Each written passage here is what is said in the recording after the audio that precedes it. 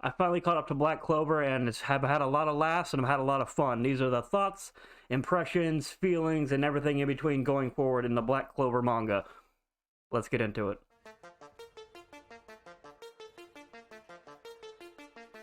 Hey guys, Bruce Dream Magic Anime here. I hope you're doing well. I am, because I'm talking about Black Clover, a series I fell off with a little bit earlier, a couple years ago, and I finally got it back around to it because I've heard it's been doing really well, and I gotta say those feelings are right. And if you're new to the channel, I'm wearing this mask because I had dental surgery, and I'm waiting for it to heal. Should only be about 1 or 2 more weeks until this comes off, so I ask you just bear with it with me guys, because trust me, I want it off just as much as you guys do, but thank you. So as I stated in the intro, this video is both a 283 review and also a catch-up impression, so it's a bit of a mix. I'll talk about 283, but I'm going to be talking about my feelings and thoughts since chapter 215. I fell off there years ago. Actually, don't know how long it's been. I should check. I should put a date down here. But that's about where I fell off, so I decided to pick up the manga again and read from there. So that's kind of where I'm coming from. I'm coming from the mindset of, like, what happened after the defeat of the elves. So I'm aware of all that, but everything past that, these are all my initial thoughts and impressions, and I've had some time to think about it. So without further ado, let's get into my general impressions so far. Since catching up, you guys, I really enjoyed, I forgot how much fun and humor there is in Black Clover, especially for such like a dark world. Not in tone, but dark is like just literally how he shades it. How much pitch black there is in a lot of the panels, like, to good use.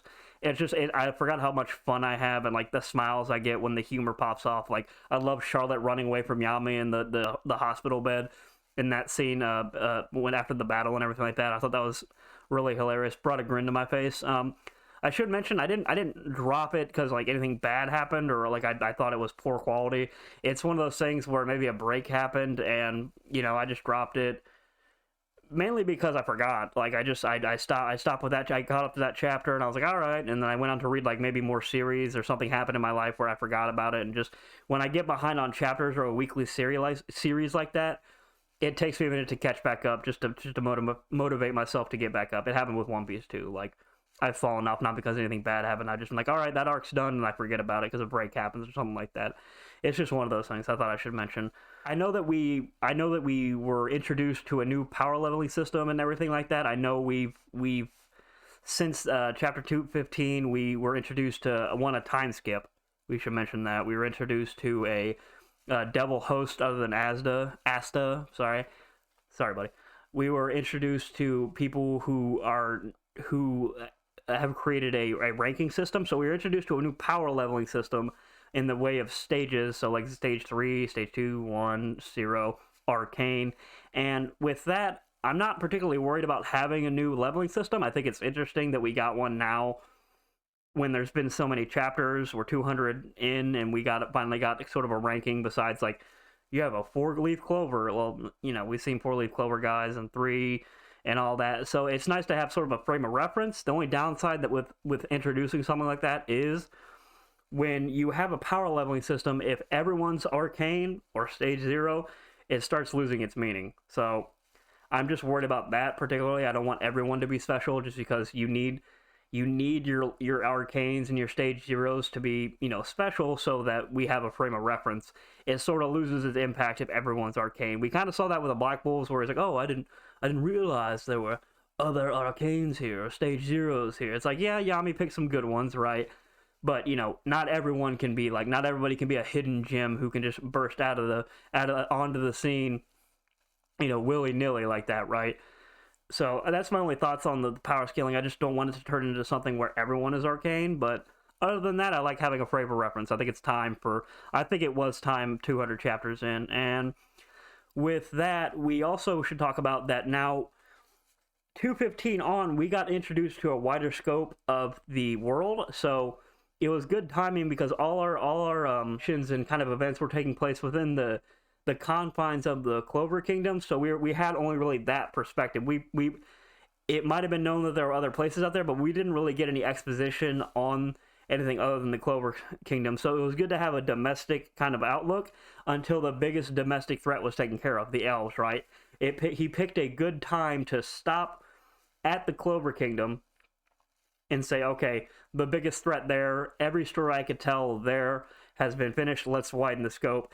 So we're introduced to the other three categories of card. I don't know what they're called. Suits. The other three suits, the spade, diamond, and heart. And obviously we're introduced to the Heart Kingdom's ruler, Litopechka, and she is adorable. I love her. Big fan of her character. I love the kind of stumbly, overpowered princess who's really wise and goofy. I love that she wants to try fighting with Luck and everything like that. Fight alongside them and test their strength. Right? I loved that moment. Good good characterization. The Heart Kingdom specifically, I liked that we got introduced to kind of people who use magic differently. We got a different perspective and what they view magic as and how to use it. We got introduced to runes, right? Rune array, which comes into play with power-ups. We got introduced to, like, nature mana, I guess you would call it if it's described that way. Kind of drawing from nature around you as opposed to harnessing other magic like the Clover Kingdom does. There's a distinction that is made in the manga, so I really enjoyed that introduction to the Heart Kingdom.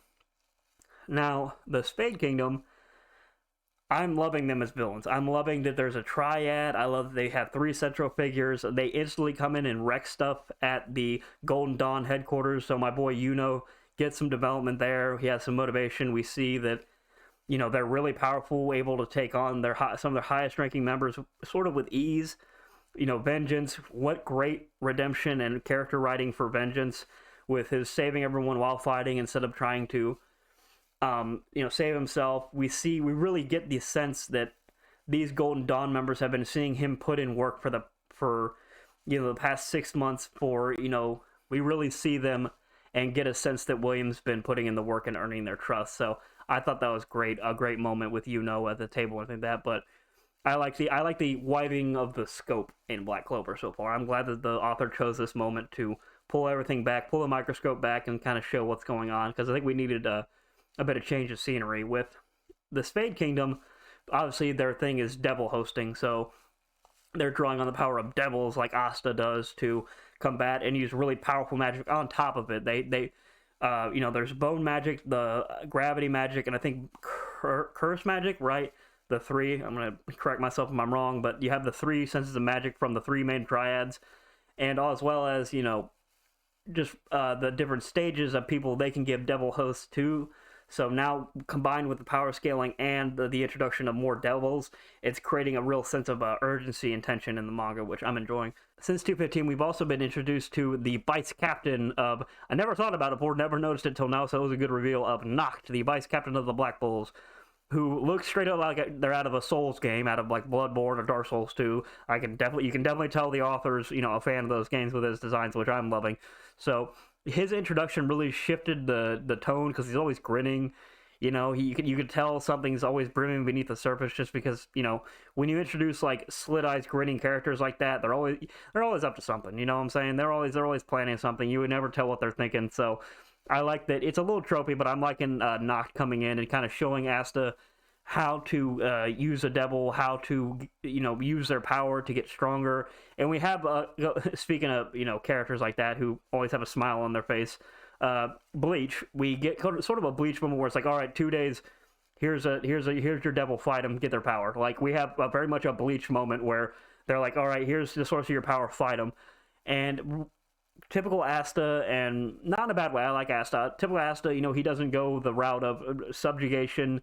We do find out who his mother is, and we find out his connection to the devil and everything like that, but typical Asta, he's like, no, we're going to be friends, and that's probably, if I know my shonen tropes, going to come back later and show that his magic, their anti-magic, is stronger than any other devil hosts out there. I have a feeling that's coming, but I can't complain about it too much. I think the introduction, the backstory with the devil, Asta's interactions with it, thanking it and everything like that are well on character for him, so I don't mind it. I thought it was cool.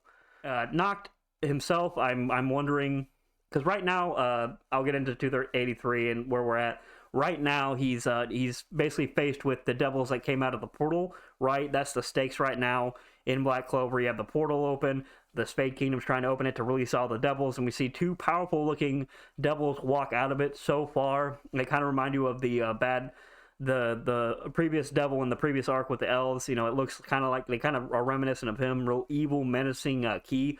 So right then, Nox kind of in danger right now. We know he has multiple equips, but as far as his introduction goes and the introduction of the vice captain right now, because Yami is gone, I thought it was really well done. I thought, I think he's good character design. I thought, no issues there with him. I don't really have any issues with anything. I know I keep saying, I had no issue with it, but Black Clover is one of those series where it seems like people always have something to say about it, but it doesn't bother me or none. So I know I keep repeating that phrase, but I don't really have any negative impressions of the series right now. But I noticed I keep saying that, so I thought I'd point it out.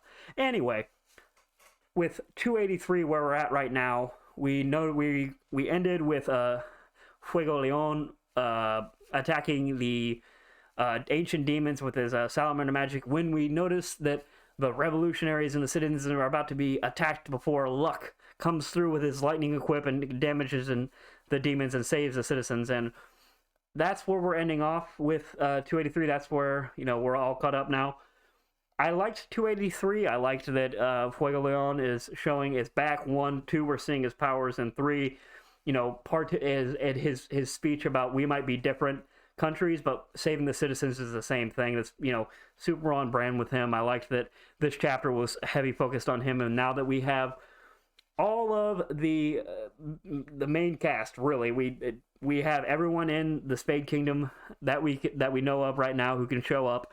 I'm sure we'll get some sneak reveals, but we have the main force back, right? The Black Bulls, predominantly. There were some other members in the other Magic Knights, but we have the Black Bulls now. Those 2 days of training, see if they'll pay off. 2 days.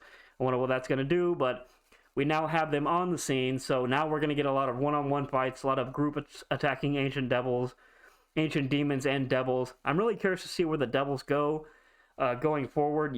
They seem a bit overpowered if they're like the ones they fought against the elves, but they have been getting stronger. They have powered up, so I wish I could provide a more of a comprehensive chapter review, more of an in-depth one, but since I covered everything up till now, it's kind of hard to have an overall chapter review. That's why I amended it with this catch-up video. I will be covering the series weekly. I'm having a lot of fun with it, like I said. I'm really enjoying what's happening. I want to see what happens next. I like the art, like I said. So I want to know what you guys think about Black Clover, where it is, what have I missed anything? Is there anything, any important stuff I forgot to mention? I'm curious, because like I said, I caught up with a lot. But I want to know what you guys think about the latest chapter, how the series has progressed. What do you think about the power scaling system? What do you think about the arcane stages or the magic stages, the devil host? Are our heroes in trouble with all these devils coming out of this, all these devils that should come out of the portal? We might see it get closed off somehow before too many escape. But let me know what you think in the comments about Black Clover so far. What do you think about this video? If you liked it, if you like Black Clover reviewers, if you want to see more Black Clover content, let me know, guys. As always, if you enjoyed the video, please leave a like. Please subscribe. It really helps the channel, guys. I appreciate it. Like I said, hopefully next time this mask will be off. Here's hoping, guys. Later.